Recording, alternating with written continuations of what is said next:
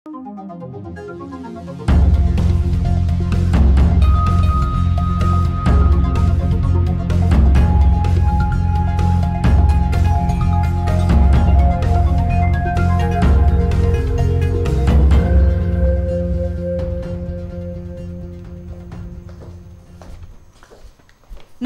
यो हो news 24 television prime time न्यूजमा स्वागत छ। नेकपा माओवादी केन्द्रले अन्तत पार्टी त्याग गरेर गएका नेताहरूलाई कारबाहीको प्रक्रिया अगाडि बढाएको छ। यता जसपा विवादमा निर्वाचन आयोगले प्रवेश गरेको छ। उपेन्द्र यादव पक्षले कार्यकारिणी सदस्यको हस्ताक्षर निर्वाचन आयोगमा बुझाएसँगै आयोगले महन्त ठाकुरलाई पनि जवाफ पेश गर्न 15 दिनको समय दिएको छ। खोपको खोजीमा रहेका ज्येष्ठ नागरिक अन्ततः सर्वोच्च अदालतको ढोका ढकढक्याउन पुगेका छन्। सरकारले पटक पटक खोप ल्याउने बाचा पूरा गर्न नसक्दा सर्वोच्चको सहारा खोज्नु परेको हो। यता नेपालमा कोभिड-19 को नयाँ म्युटेसन झन संक्रामक रहेको विज्ञहरूले बताएका छन्। त्यसैले थप सतर्क रहन जरुरी देखिएको छ। यो सँगसँगै स्पोर्ट्स र इन्टरनेसनल न्यूज पनि यस बुलेटिनमा महत्त्वका साथ समेटेका छौं। अब प्राइम टाइम न्यूजका हेडलाइन्स। जसपा आधिकारिकता विवादमा निर्वाचन आयोगले ठाकुर पक्षसँग माग्यो लिखित जवाफ। दल बदल गर्ने 14 जनप्रतिनिधिलाई हटाउने माओवादीको निर्णय।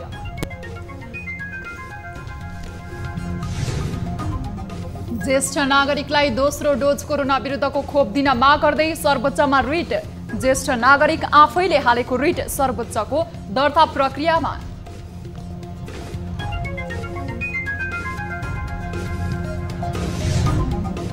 बाढी पहिरो र डुबानमा परि गत जेठ 30 गतेदेखि हालसम्म 20 जनाको मृत्यु। निजी क्षेत्रका जलविद्युत आयोजनामा 10 अर्बको क्षति।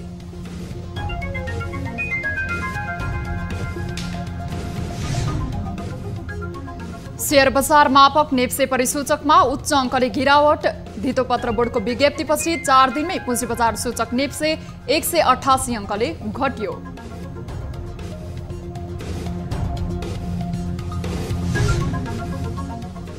युरोकप 2020 अन्तर्गत आज 4 खेल हुने। पहिलो खेलमा समूह C अन्तर्गत नेदरल्यान्ड्स र नर्थ मेसेडोनिया तथा युक्रेन र अस्ट्रिया भिड्ने।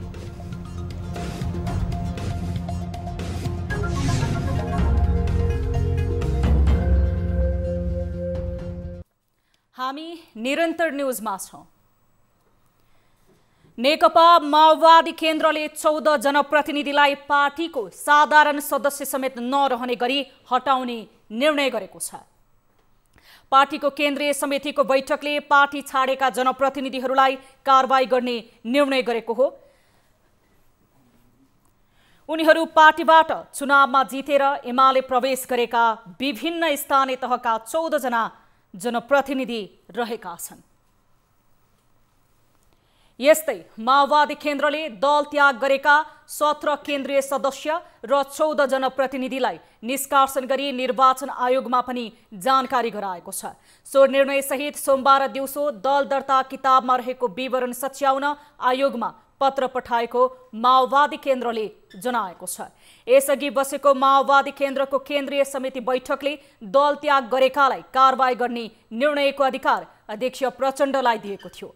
बैठकमा पार्टीको केन्द्रीय कमिटी सदस्य थप गर्ने बारे पनि छलफल भएको छ। माओवादी केन्द्रको 200 सदस्यीय केन्द्रीय समितिमा 49 सदस्य थप्ने र त्यसमा 40 वर्ष मुनिका युवालाई प्राथमिकता दिने तयारी रहेको जनाएको छ।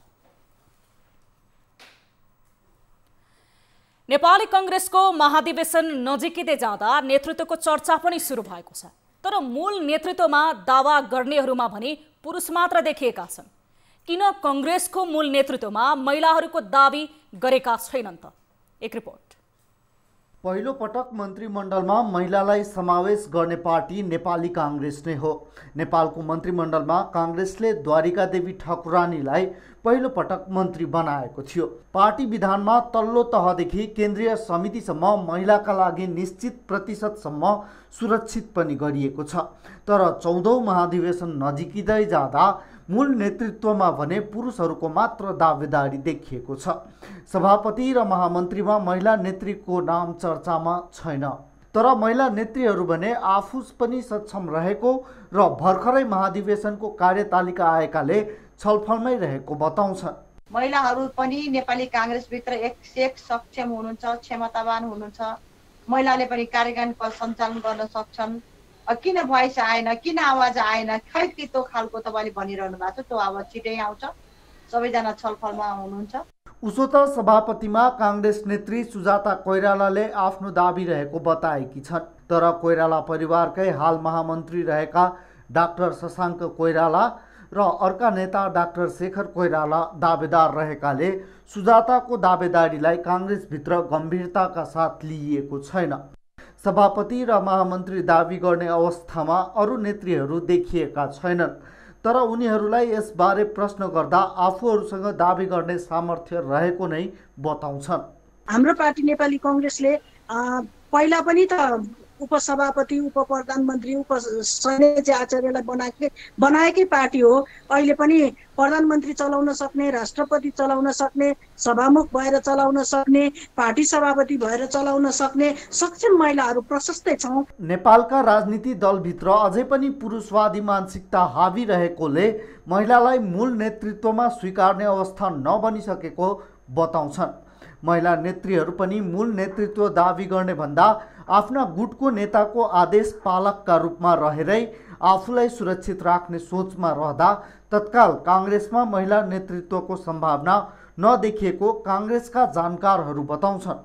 तर महाधिवेशनको समय आउन बाँकी नै रहेकाले त्यति बेलासम्म कोही महिला नेत्रीले सभापति वा महामन्त्री दाबी गर्ने सम्भावना भने अझै बाँकी नै छ।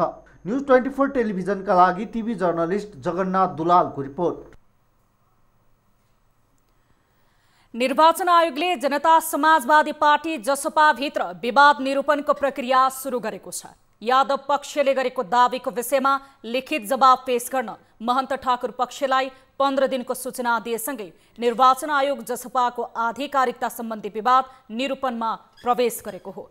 असार 4 गते उपेन्द्र यादव पक्षले केन्द्रीय कार्यकारिणी समितिको निर्णयसहित आधिकारिकता सम्बन्धी विवाद निरूपण गरिपाउँ भनी निर्वाचन आयोगमा पत्र दिएपछि आयोगले उक्त दावीबारे महन्त ठाकुर पक्षसँग लिखित जवाब माग गरेको हो। यसअघि उपेन्द्र यादव र महन्त ठाकुर पक्षले एक अर्को पक्षलाई कारबाही गरी दल दर्ता किताबमा रहेको विवरण सच्याउन दिएको निवेदनलाई आयोगले दुवै पक्षको दाबी नपुग्ने भनी अस्वीकार गरेको थियो। त्यतिबेला आयोगले यो विवाद दलको आधिकारिकता सम्बन्धी भएको भन्दै राजनैतिक दल सम्बन्धी ऐनको दफा 44 अनुसार निरूपणका लागि आग्रह गरेको थियो। सुदूरपश्चिम प्रदेश सरकारले आगामी आर्थिक वर्ष 2078-79 को बजेटमाथि सत्ता पक्षकै सांसदहरूले असन्तुष्टि जनाएका छन्। आर्थिक मामिला तथा योजना मन्त्री प्रकाश बहादुर शाहले गत असार 1 गते प्रदेश सभामा पेश गरेको बजेटमाथि सोमबारदेखि सुरु भएको छलफलमा भाग लिँदै प्रदेश सभा सदस्यले असन्तुष्टि जनाएका हुन्। परम्परागत शैलीबाट ल्याइएको बजेटले ठूला पूर्वाधारका योजनालाई प्राथमिकता दिन नसकेको, अधिकांश विगतकै योजना दोहोरिएको, सांसदलाई छलेर योजना हालिएको जस्ता विषयमा उनीहरूले प्रश्न उठाएका छन्। यस्तै प्रदेश 1 सरकारले प्रदेश सभामा पेश गरेको आर्थिक वर्ष 2078-79 को राजस्व र व्ययको अनुमान माथिको छलफलमा सत्तापक्षीय र विपक्षी सांसदहरूले आलोचना गरेका छन्। सोमबारबाट प्रदेश सभामा सुरु भएको बजेटमाथिको सामान्य छलफलमा सत्तारूढ दल नेकपा एमाले र विपक्षी सांसदहरूले बजेट विरोध गरेका हुन्। उनीहरूले सरकारले कोरोना महामारीको बीचमा आएको बजेटले स्वास्थ्य क्षेत्रलाई प्राथमिकता नदिएको टिप्पणी समेत गरेका छन्। कोभिसिल्ड खोप लगाएका 13.5 लाख ज्येष्ठ नागरिकलाई यथाशीघ्र दोस्रो डोज खोप लगाउन आदेश माग गर्दै सर्वोच्च अदालतमा रिट परेको छ। ज्येष्ठ नागरिक चिरञ्जीवी वासगिरी सोमबार रिट लिएर सर्वोच्च अदालत पुगेका हुन्। उनको रिट दर्ता प्रक्रियामा रहेको जनाइएको छ। फागुन 23 गतेदेखि चैत 3 गतेसम्म सञ्चालित अभियानमा देशभरका 65 वर्षमाथिका ज्येष्ठ नागरिकलाई भारतीय कम्पनी सेरम इन्स्टिच्युटले विकास गरेको कोभिसिल्ड नामको कोरोना खोप दिएको थियो। तर 12 हप्ताभित्र दोस्रो डोज खोप दिनुपर्ने भए पनि पहिलो डोज खोप लगाएका 13.5 लाख ज्येष्ठ नागरिकले दोस्रो डोज खोप पाएका छैनन्। भारतीय कम्पनीले खोप नदिएपछि सरकारले बेलायतबाट अक्सफोर्ड एन्ट्राजेनेकाले विकास गरेको खोप ल्याएर ज्येष्ठ नागरिकलाई दिने बताउँदै आएको छ, तर कहिले आउने टुङ्गो छैन। हामी निरन्तर न्युजमा छौं। नेपालमा सोमबार थप 2297 जनामा कोरोना भाइरसको संक्रमण पुष्टि भएको छ। देशभर गरिएको 6583 वटा पीसीआर परीक्षणका क्रममा 1584 र 4321 एन्टिजेन परीक्षणका क्रममा 713 जनामा कोरोना संक्रमण पुष्टि भएको स्वास्थ्य मन्त्रालयले जनाएको छ। यो सँगै नेपालमा कोरोना संक्रमितको कुल संख्या 6,49,948 पुगेको छ। त्यस्तै कोरोनाका कारण थप 46 जनाको मृत्यु भएको छ। हालसम्म नेपालमा कोरोनाका कारण 8772 जनाले ज्यान गुमाएका छन्। त्यस्तै थप 3130 संक्रमित कोरोना मुक्त हुँदा हालसम्म नेपालमा 5,59,928 संक्रमित कोरोना मुक्त भएका छन्। हाल 53,940 सक्रिय संक्रमित आइसोलेसनमा र 442 जना क्वारेन्टिनमा छन्। त्यस्तै हालसम्म नेपालमा 32,75,849 वटा पीसीआर र 1,46,883 वटा एन्टिजेन परीक्षण गरिएको स्वास्थ्य मन्त्रालयले जनाएको छ।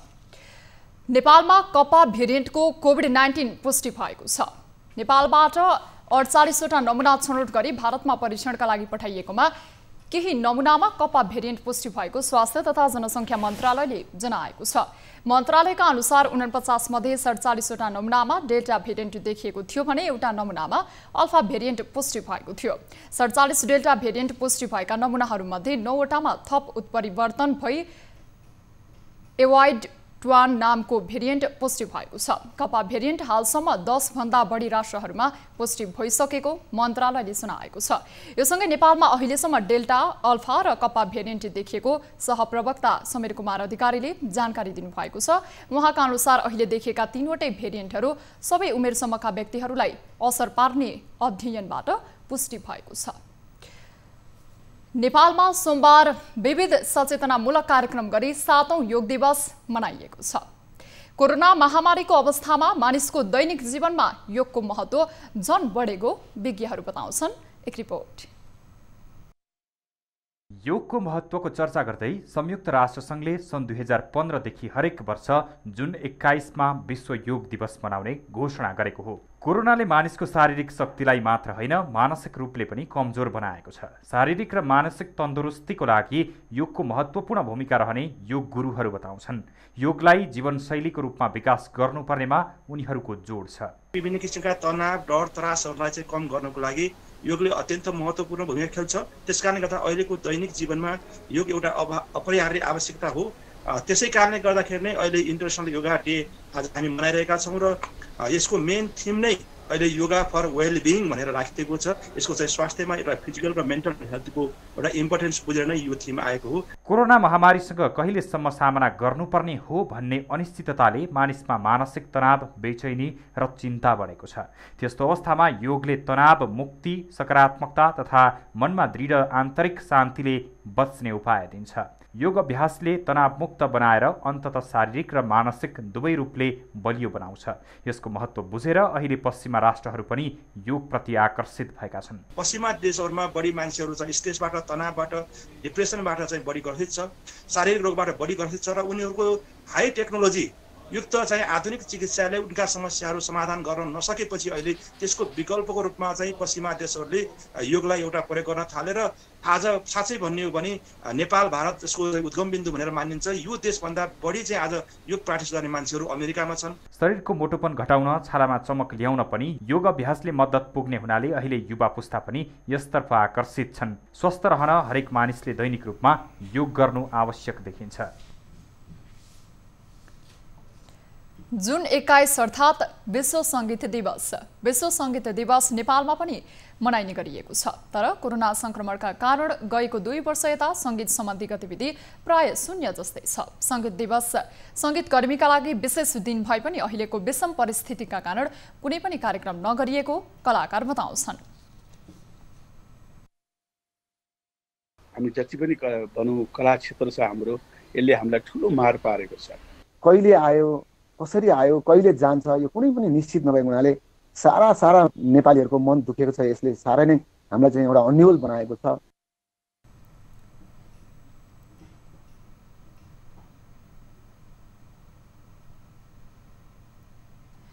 कोरोना संक्रमणका कारण अघिल्लो वर्षदेखि नै रेकर्डिङ, कन्सर्ट तथा विदेशमा हुने कार्यक्रमहरू ठप्प छन्। 2 वर्षदेखि साङ्गीतिक गतिविधि नहुँदा अन्य क्षेत्र जस्तै सङ्गीत क्षेत्र पनि समस्यामा परेको सङ्गीतकर्मीले गुनासो गरेका छन्। कोरोनाको भिडको चाहिँ नि अपोजिट, त्यसकारणले सबैभन्दा बढी सङ्गीत क्षेत्रलाई चाहिँ असर गर्यो। यसमा चाहिँ नि दुई मात्रै छैन। इन्टरनेटको सञ्जालको माध्यमबाट विश्व सङ्गीत दिवसको शुभकामना आदान प्रदान गरेर मनाइरहेका छौँ र यो सङ्गीतकर्मीहरूको लागि एउटा विशेष दिन हो, विशेष चाडको रूपमा चाहिँ म यसलाई लिन्छु। विश्व सङ्गीत दिवस सन् 1982 देखि फ्रान्सबाट सुरु भएको हो। नेपालमा भने 2054 सालदेखि मात्र विश्व सङ्गीत दिवस मनाउन थालिएको हो। कोरोना संक्रमणको दोस्रो लहर सुरु भएसँगै स्थगित भएको विभिन्न तहका परीक्षाहरू सुचारू गर्ने तयारी त्रिभुवन विश्वविद्यालयले गरेको छ। निषेधाज्ञा खुकुलो हुने बित्तिकै त्रिवीले स्थगित भएका परीक्षाहरू साउनभित्रै सम्पन्न गर्ने गरी तयारी थालेको छ। यसका लागि 2 दिनभित्रै सूचना जारी गर्न लागेको परीक्षा नियन्त्रण कार्यालयले जनाएको छ। चल्दै रोकिएका परीक्षाहरू सुरुमा सञ्चालन गरिने भएको छ भने त्यस लगत्तै स्नातक प्रथम वर्षको परीक्षा हुने जानकारी परीक्षा नियन्त्रण कार्यालयले दिएको छ। त्यस्तै स्नातकोत्तर वैशाखमै तालिका सार्वजनिक गरेको एलएलबी र नियमिततर्फको स्नातकको 4थो र 5औं वर्षको परीक्षा पनि दशैं अघि नै सम्पन्न गर्ने कार्यालयले जनाएको छ। परीक्षाका लागि अनलाइनबाटै फारम भर्न मिल्ने व्यवस्था गरिएको बताइएको छ।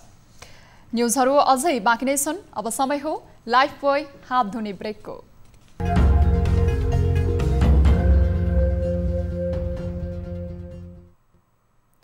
हामी निरन्तर न्युजमा छौं।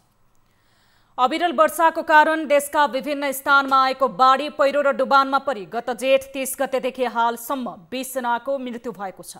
नेपाल प्रहरीको केन्द्रीय समाचार कक्षले जनाएअनुसार मृत्यु हुनेहरूमा 13 जना पुरुष, 4 जना महिला, 2 जना बालक र 1 जना बालिका रहेका छन्।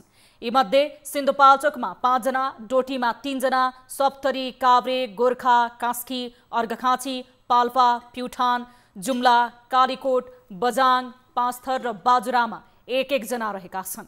यसैगरी बाढी तथा पहिरोमा परेका 806 जनाको उद्धार गरिएको छ। तीमध्ये मनाङमा 656 जना, सिन्धुपाल्चोकमा 123 जना, सल्यान र लमजुङमा 8-8 जना रहेका छन्। दाङ र गोर्खामा 4-4 जना रहेका छन् भने कञ्चनपुरमा 3 जना रहेका छन्। त्यस्तै हालसम्म बाढी पहिरोमा परि 21 जना बेपत्ता भएका छन्। तीमध्ये 14 जना पुरुष र 5 जना महिला र 2 जना बालक रहेका छन्। उनीहरूमध्ये सिन्धुपाल्चोकमा 20 जना, बाजुरामा 1 जना रहेका छन्। बेपत्ताको खोजी कार्य जारी रहेको जनाएको छ। हालसम्म बाढीको कारण 210 वटा घर डुबानमा परेका छन्। 206 वटा घर, 12 वटा गोठ, 18 वटा पुल, 3 वटा विद्यालय, 8 वटा सरकारी कार्यालयमा क्षति पुगेको छ। 747 वटा घरका 3258 जना मानिस विस्थापित भएका छन् भने 630 वटा पशु चौपायाको मृत्यु भएको प्रहरीले जनाएको छ। लगातारको वर्षाले निम्त्याएको बाढी पहिरोका कारण दर्जनौं जलविद्युत आयोजना प्रभावित भएका छन्। बाढी पहिरोले बागमती गण्डकी प्रदेशका जलविद्युत आयोजना बढी प्रभावित भएको छ। यो क्षतिले निर्माणाधीन अवस्थामा रहेका केही आयोजना समयमा नै पूरा नहुने भएका छन्। केही विद्युत आयोजनामा पुग्ने पहुँच मार्ग समेत बाढीले बगाएका कारण आयोजना स्थलसम्म पुग्नै नसकिने स्थिति पनि सिर्जना भएको छ। बाढी पहिरोले पुर्याएको क्षतिको एकिन तथ्याङ्क नआएको भए पनि निजी क्षेत्रका जलविद्युत आयोजनामा करिब 10 अर्बको क्षति भएको छ। असर पारेको हेडवर्क्समा, टनेलमा, त्यसपछि आएर चाहिँ पावर हाउसमा, अनि त्यसपछि त्यहाँ भएका सामग्रीहरूको चाहिँ निर्माण सामग्रीहरूमा पारेको असर, प्लस चाहिँ ट्रान्समिसन लाइनमा यो चाहिँ प्रत्यक्ष भौतिक क्षतिहरू भयो। त्यो बाहेक यसको कारणबाट यो आयोजना ढिलो हुने र रेभेन्यू ढिलो हुने, प्राप्त नहुने, त्यस कारण हुने असर।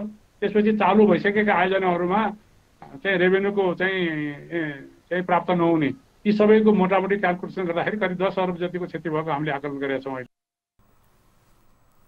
बाढीका कारण दोर्दी कडी रोडमा दोर्दी खोला, सुपर दोर्दी, अप्पर दोर्दी सहित 5वटै विद्युत आयोजनामा क्षति पुगेको छ।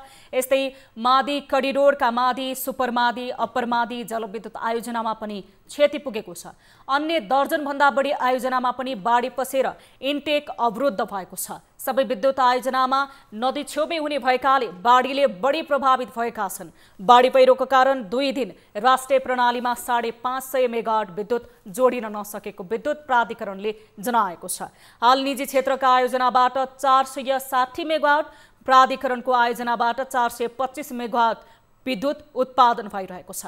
बाढीको कारण मस्यान्दी, कालीगण्डकी सहितका आयोजनामा क्षति पुगेको छ। बाढीले क्षति पुर्याएको तल्लो मस्याङ्दीमा हाल मर्मतको काम भइरहेको प्राधिकरणले जनाएको छ। मनसुन अगावै चक्रवात वायुको कारण परेको भारी वर्षापछि आएको बाढी पहिरोले देशका धेरै ठाउँमा ठूलो जनधनको क्षति भएको छ। विपद पूर्व सुरक्षाको उपायहरू अपनाउन नसक्दा मंगलबार आएको बाढी पहिरोले मात्रै 14 जनाको ज्यान गयो भने अझै केही बेपत्ता छन्। बाढी र पहिरोको कारण करोडौं रुपैयाँको क्षति भएको छ, तर लुम्बिनी प्रदेश सरकारसँग विपद व्यवस्थापनको लागि आवश्यक साधन स्रोत समेत छैन। एक रिपोर्ट। लुम्बिनी प्रदेशमा 45.5 लाख जनसङ्ख्या छ। त्यसमध्ये उच्च जोखिम क्षेत्रमा बसोबास गर्नेको संख्या झण्डै 3 लाख रहेको छ। जनताको नजिकको प्रदेश सरकारसँग भने उद्धारको लागि 80 थान टेन्ट, 350 थान तिरपाल, 7वटा बाल्टी, केही थान लाइफ ज्याकेट, 2-4 थान गैँची र बेल्चा बाहेक उद्धार र विपद व्यवस्थापनको लागि अन्य कुनै सामग्री छैन। यो प्रदेश सरकार अन्तर्गत आन्तरिक मामिला तथा कानुन मन्त्रालय अन्तर्गत रहेको 12वटा जिल्लामा पुग्नुपर्ने विपद व्यवस्थापनको सामग्री भण्डारण गरिएको कक्ष हो। लुम्बिनी प्रदेश प्राकृतिक प्रकोपको हिसाबले जोखिम क्षेत्र हो, तर यस प्रदेशमा विपद आउनुभन्दा अगाडि कुनै पनि तयारी गरेको छैन। यस वर्ष विपद व्यवस्थापनका लागि छुट्याएको बजेट पनि खासै चित्त बुझ्द नभएको विपद व्यवस्थापन विज्ञको गुनासो छ। लुम्बिनी प्रदेशमा विपद आइसकेपछि केही राहत बाँड्न हिँड्ने चाहिँ प्रवृत्ति छ। राहत बाँड्ने कामलाई चाहिँ बढी प्राथमिकता दिएको पाइन्छ। त्यही पनि राहत अपर्याप्त किसिमको राहत चाहिँ भएको पाइन्छ। तयारीको लागि विपद आउन नदिने तयारी चाहिँ प्रदेश सरकारसँग, प्रदेश सरकार नीति कार्यक्रम र प्रदेशको पहिलो अवधि योजनामा विपद व्यवस्थापनका कुराहरू भए पनि ती सबै कुराहरू राहत वितरणसित मात्र सम्बन्धित छ। बजेट पनि विपद व्यवस्थापनको लागि सुरक्षा संयन्त्र हाई अलर्टमा राख्नुका साथै माथतका मन्त्रालयलाई निर्देशन दिएको प्रदेश सरकारले जनाएको छ। भोलि आउने जुन विपत्ति हो त्यो विपत्तिलाई सामना गर्नको निम्ति हामी हाम्रो तहबाट विशेष गरेर सुरक्षाकर्मीलाई हामी अलर्ट गरिसकेका छौँ र सबै मन्त्रालयका आफ्ना पाटाहरू छन् कामका, सबै मन्त्रालयहरूलाई अब त्यो पूर्व तयारी गरेर बस्नको निम्ति मन्त्रालयको तर्फबाट हामीले निर्देशित गर्ने काम गरिसकेका छौँ र उहाँहरू पनि काममा जुटिसक्नु भएको। लुम्बिनी प्रदेशमा गत वर्ष बाढी, पहिरो र चट्याङमा परि 50 जनाले ज्यान गुमाएका थिए। गत वर्ष पहिरोले विस्थापित भएकाहरू अहिले पनि उच्च जोखिमयुक्त क्षेत्रमै बसिरहेका छन्। उनीहरूलाई सुरक्षित ठाउँमा स्थानान्तरणका लागि प्रदेश सरकारले कस्तो योजना बनाएको छ? तत्कालको रूपमा हामीले विपदबाट जोगाउनको लागि 350 थान तिरपाल, 80 थान टेन्ट, त्यसपछि गएर लाइफ ज्याकेट लगायत हामीले तुरुन्त रेस्क्यु गर्न सकिने टाइपका सामग्रीहरू हामीसँग मौजाद छन्। प्रदेशमा हरेक वर्षायाममा प्रदेशका पहाडी जिल्लामा बसोबास गर्नेहरूलाई पहिरोको डरले सताउने गर्छ भने तराईका जिल्लामा बसोबास गर्नेहरूलाई बाढी र डुबानले। त्यही पनि जोखिमको न्यूनीकरण तथा उद्धारका लागि लुम्बिनी प्रदेश सरकारको तयारी भने फितलो छ।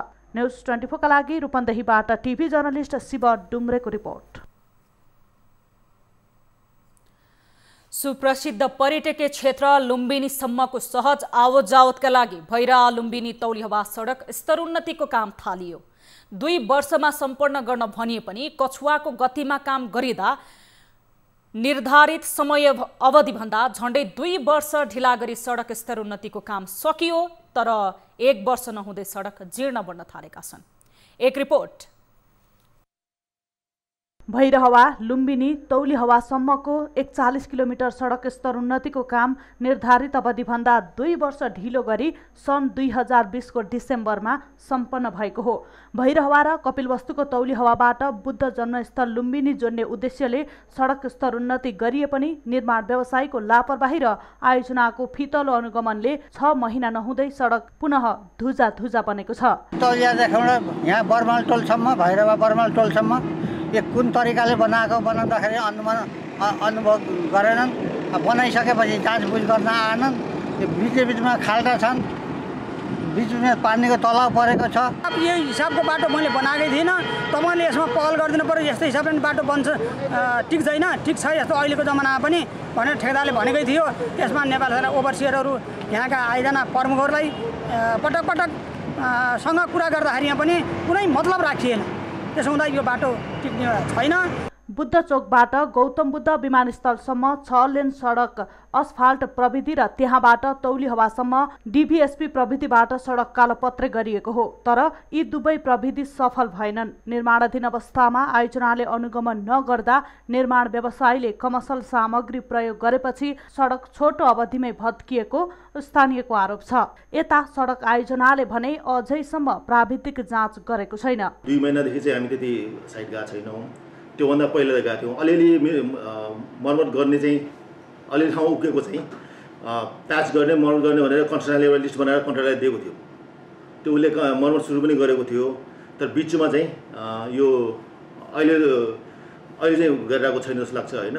तर पहिला उसले सुरु चाहिँ गरेको थियो। कन्ट्राक्टरले इन्स्ट्रक्सन पनि गरेको थियो। हामीसँग उसको बोधार्थ पनि आएको छ होइन, मर्मत गर्ने भनेर ठाउँमा अलिअलि भएको छ। एडिबीको आर्थिक सहयोगमा भारतीय कम्पनी डाबर कन्स्ट्रक्सनले 1 अर्ब 93 करोड 63 लाखमा ठेक्का सम्झौता गरी सडक स्तरोन्नति सुरु गरेको थियो। तर पटक नयाँ भेरिएसन गरी निर्माण सम्पन्न हुँदासम्म यसको लागत बढेर 2 अर्ब 8 करोड पुगेको थियो। कम्तीमा 5 वर्ष टिकाउ हुने भनिएको यो सडक खण्ड अन्तर्गत भैरहवा बुद्ध चोकदेखि एयरपोर्टसम्म 6 लेन, एयरपोर्टदेखि लुम्बिनी पर्सा चौराहासम्म 4 लेन र त्यहाँबाट तौलिहवासम्म 2 लेनको छ।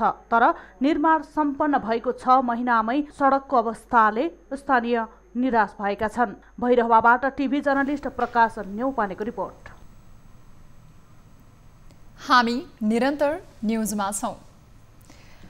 सामान तस्करमा संलग्न रहेका आरोप लागेका 49 जनालाई प्रहरीले जिल्ला प्रहरी कार्यालय मोरङले कारबाही गरेको छ। बन्द भएको अवस्थामा सीमा क्षेत्रमा खटिएका सुरक्षाकर्मीको मिलेमतोमा सामान आउने र जाने गुनासो आएपछि मोरङ प्रहरीले अनुगमन गरेर कारबाही प्रक्रिया अगाडि बढाएको छ। लामो समय एकै स्थानमा ड्युटीमा खटिँदा तस्करहरूसँग मिलेमतो हुने भएकोले पछिल्लो पटक नयाँ युनिट खटाउने र तालिम दिने व्यवस्था थालिएको जिल्ला प्रहरी कार्यालय मोरङले जनाएको छ।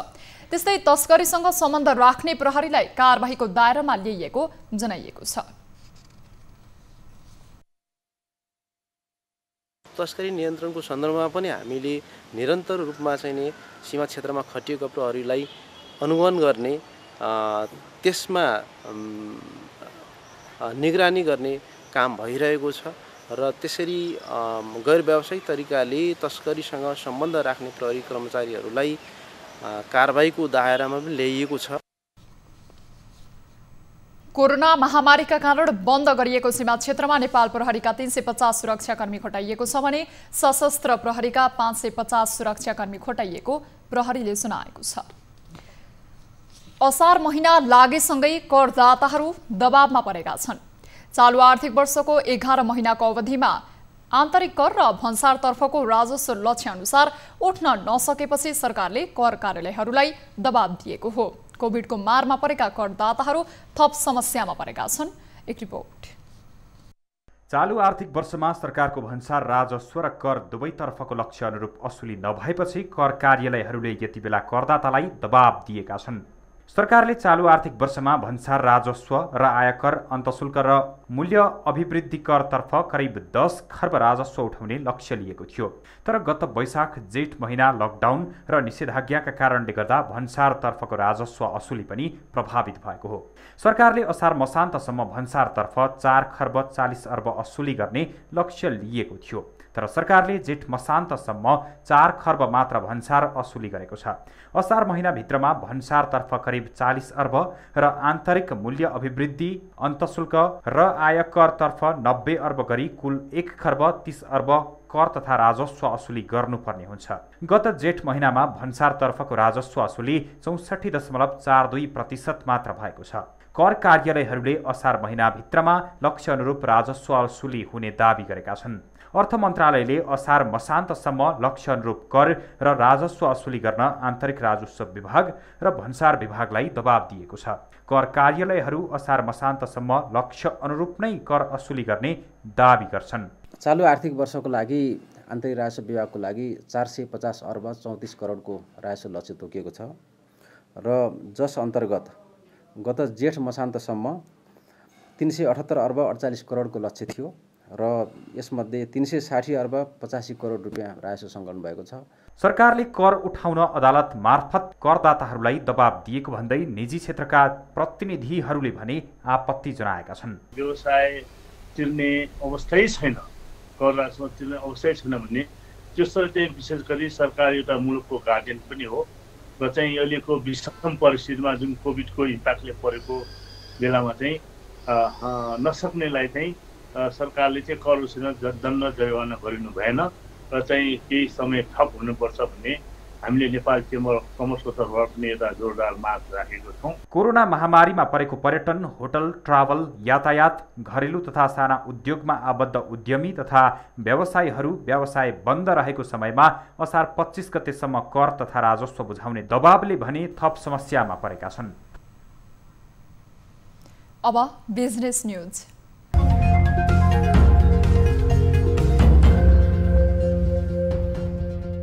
शेयर बजार मापक नेप्से परिसूचकमा उच्च अङ्कले गिरावट आएको छ। साताको पहिलो दिन उच्च अङ्कले घटेको नेप्से सोमबार 71.06 अङ्कले घटेर 2834.40 अङ्कमा बन्द भएको छ। क वर्गको कारोबार मापन गर्ने सेन्सेटिभ इन्डेक्स 8.37 अङ्कले घटेर 520.18 अङ्कमा झरेको छ। यस्तै कारोबार रकम भने करिब 12 अर्ब पुगेको छ। 1,30,397 कारोबारबाट 227 कम्पनीको 2 करोड 30 लाख 11,820 किता सेयर किनबेच भएका छन्, जसबाट कारोबार रकम 11 अर्ब 84 करोड 54 लाख 54,604 रुपैयाँ भएको छ। सोमबार धेरै गुमाउनेमा फाइनेन्स कम्पनी छन् भने दोस्रोमा जलविद्युत कम्पनीहरू देखिएका छन्। त्यस्तै विकास बैंक समूहमा 4.6%ले गिरावट आएको छ। यसरी धितोपत्र बोर्डले चलखेल सूची सार्वजनिक गरेपछि 4 दिनमा नै पुँजी बजार सूचक नेप्से 188 अङ्कले घटेको छ।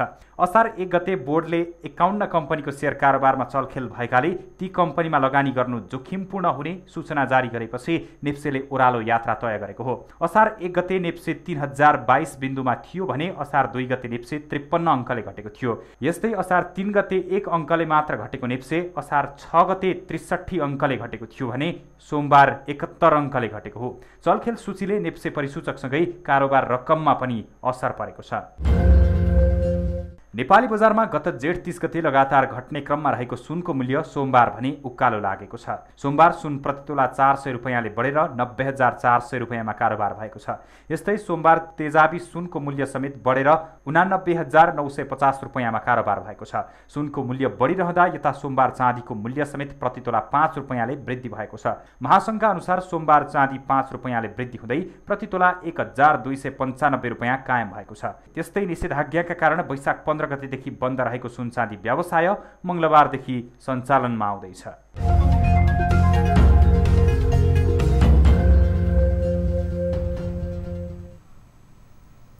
न्युजहरू अझै बाँकी नै छन्। अब समय हो लाइफ बोय हात धुने ब्रेकको।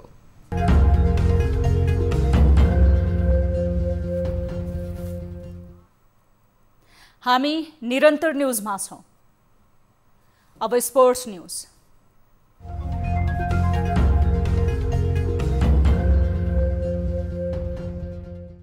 आधुनिक ओलम्पिकको स्थापना सम्झना स्वरूप ओलम्पिक डेको अवसरमा Nepal Olympic committee sports for all कमिसनको संयोजनमा नेपालमा पनि विविध कार्यक्रमहरूको आयोजना भइरहेको छ। सोही अन्तर्गत सोमबार नेपालका ओलम्पियन्स टिमले मैत्रीपूर्ण टेबल टेनिस म्याचको आयोजना गरेका छन्। कोरोनाले खेलका विभिन्न गतिविधि कम भए पनि अब बिस्तारै क्रियाशील हुने विश्वास ओलम्पिक कमिटीको छ। यो कोभिडको जुन चाहिँ पेन्डेमिकको अवस्थाले गर्दाखेरि हामी कतिपय कामहरू गर्नलाई हामीलाई चाहिँ अप्ठ्यारो पनि परिरहेको थियो। यो पेन्डेमिकले हामीलाई कति गतिविधिहरूमा अवरोध पनि सिर्जना भइरहेको छ। यसको बीचमा पनि यो खालको गतिविधि गर्न सक्नु भनेको आफैमा एउटा महत्त्वपूर्ण कुराहरू हुन्। अन्तर्राष्ट्रिय ओलम्पिक कमिटीसँग आबद्ध राष्ट्रहरूमा विविध कार्यक्रम गरी मनाइने ओलम्पिक डे नेपालमा पनि शनिबारदेखि मनाइँदैछ। ओलम्पिक डे 5 दिनसम्म विविध कार्यक्रम गरी देशको विभिन्न भागमा मनाइने ओलम्पिक कमिटीले जनाएको छ।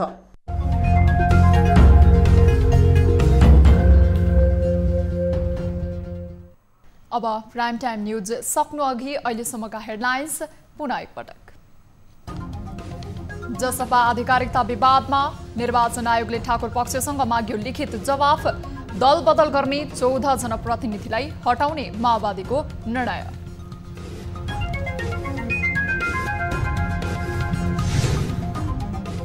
ज्येष्ठ नागरिकलाई दोस्रो डोज कोरोना विरुद्धको खोप दिन माग गर्दै सर्वोच्चमा रिट। ज्येष्ठ नागरिक आफैले हारेको रिट सर्वोच्चको दर्ता प्रक्रियामा।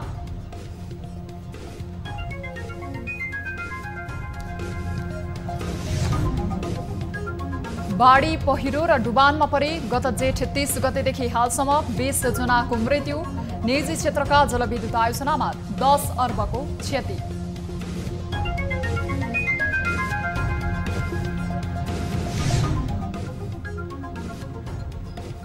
शेयर बजार मापक नेप्से परिसूचकमा उच्च अङ्कले गिरावट। धितोपत्र बोर्डको विज्ञप्तिपछि 4 दिनमै पुँजी बजार सूचक नेप्से 188 अङ्कले घट्यो। र युरोकप 2020 अन्तर्गत आज 4 खेल हुने। पहिलो खेलमा समूह सी अन्तर्गत नेदरल्यान्ड्स र नर्थ मेसिडोनिया तथा युक्रेन र अस्ट्रिया भिड्ने।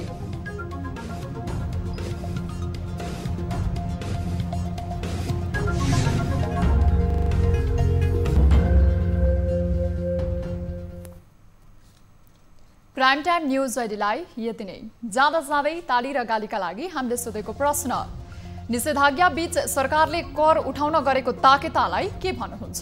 कर त उठाउनै पर्यो नि भन्नेले तालीमा र यो उचित समय होइन भन्नेले गालीमा। हाम्रो पात्रको एपमा गई भोट गर्नुहोला।